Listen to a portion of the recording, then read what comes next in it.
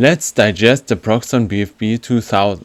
I thought it would be a great idea to call the video Digest the Proxxon BFB 2000. Basically, we take a closer look at the components and look how this stand works. As my research proceeded, I found out that something that gets digested also can get called processed. And because I stick to that title, I stick to that title. First of all, I have to retract the explanation in my previous video. This knob isn't occupied to prevent the sled from moving. It's an adjustable depth stop. We will learn that later on. But this knob prevents the sled from moving, and it is recommended to use it if you want to make precision cuts, because the backlash is wild. At first, these two screws need to be unscrewed. After that, it is almost impossible to screw them on the same way, because the threaded pieces fall deeper into the mechanism. I took the half of the rotation mechanism off. Here the inside is already exposed, and it is noticeable that these aren't really thick pieces of aluminum. The walls are relatively thin. They are bracings all around for stability reasons and to use less material. Nothing here seems to be machined. The general material thickness is around 3 mm. Some walls are a bit above 3 mm, but there are also ones with around 2.9 XX mm. So all in all, over the whole build, we have a wall thickness of 3 mm. The only bigger chunk is the sled carrier. The guide housing from behind is pretty simple.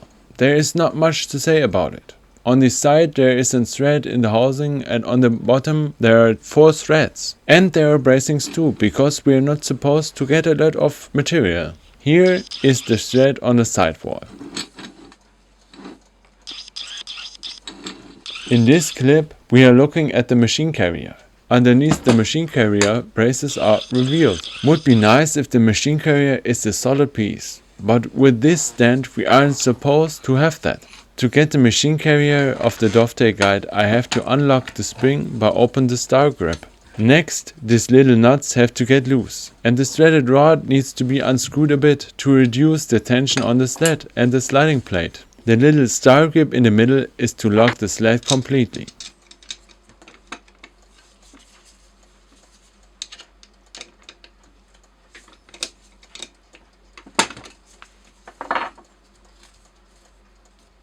By moving the lever a bit, the sled gets carried out of the gear and the sled is ready to be taken out of the dovetail guide. As the machine carrier is out of the way, the magic behind it is revealed. The adjustable depth stop, the various screws and the stop for maximum travel. There is also the spring-loaded half nut.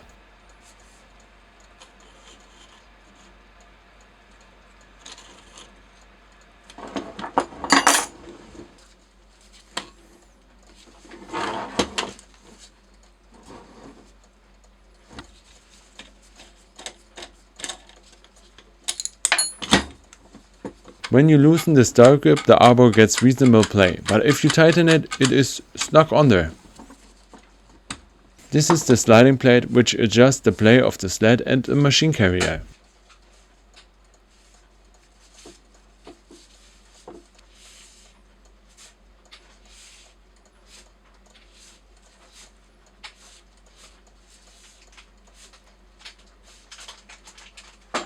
There are 6 screws. They are aligned in a certain way and have the appeal that there is a reason for that. But in general there is no big reason why they are aligned like that, other than space reasons. The 2 screws on the top and bottom of the half nut may serve a reason, and that is more stability and rigidity of the aluminum plate. Plus the half nut gets stopped from turning too far.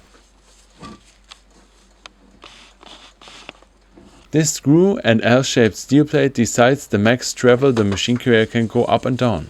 If the lever spring is loaded and the carrier pops up, this piece is the reason why the little steel plate gets dented and the machine carrier gets stopped from flying off.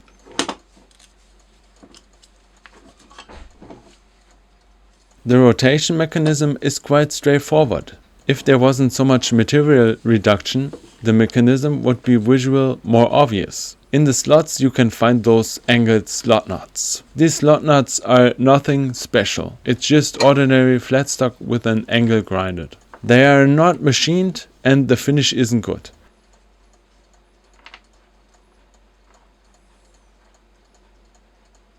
This part of the rotation mechanism contains the lever which activates the half nut. I like the simplicity, it's neat. The lever is secured by a loose bronze pin.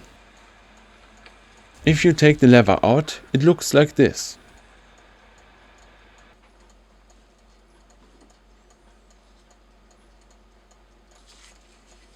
Here I make use of the spring behind the half nut. As I turn the dovetail guide to the bottom, the spring is revealed.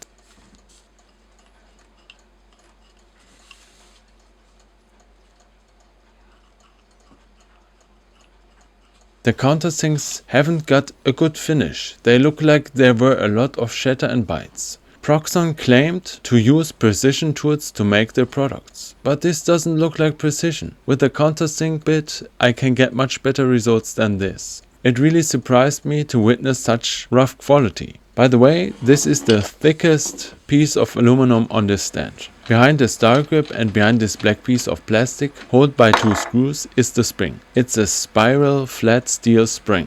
I don't open it because I'm scared. The machine carrier is pretty simple. There is a screw for the fine feed, there is the gear rack, and in here the adjustable depth stop is guided.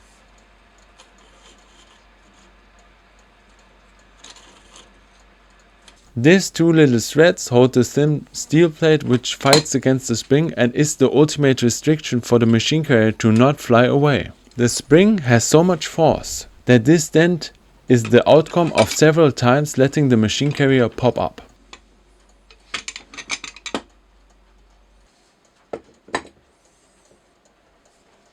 If you disassemble the head, this is the only comfortable way how to get the rotation mechanism back together. There is no other way to have access to the slot nuts like this, and even that isn't convenient.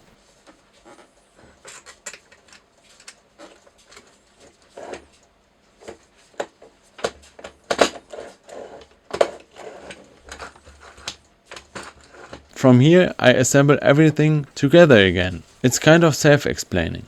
A bunch of screws.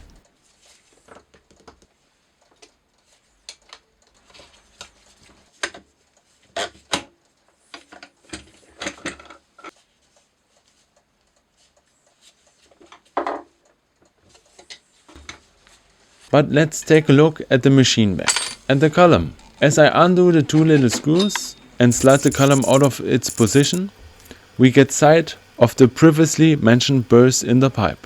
Several burrs. The last thing is the bottom of the machine bed. It got lots of braces. It isn't even that thick. The most stability comes from the braces, I guess. Yeah, that's it. Till next time.